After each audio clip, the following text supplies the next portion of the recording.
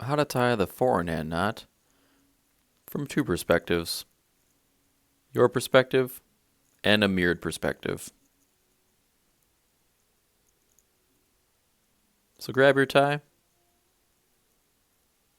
put it around your neck with the wide side on the right.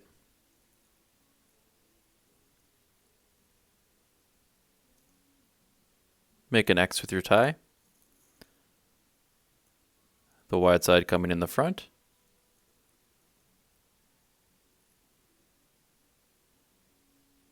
And then bring the wide side to the right.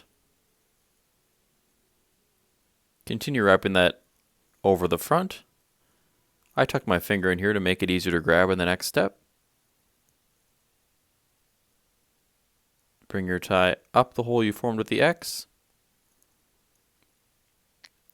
and through the hole you formed.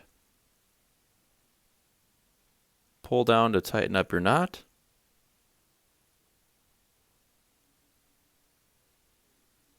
And cinch up to your collar. You can adjust your collar.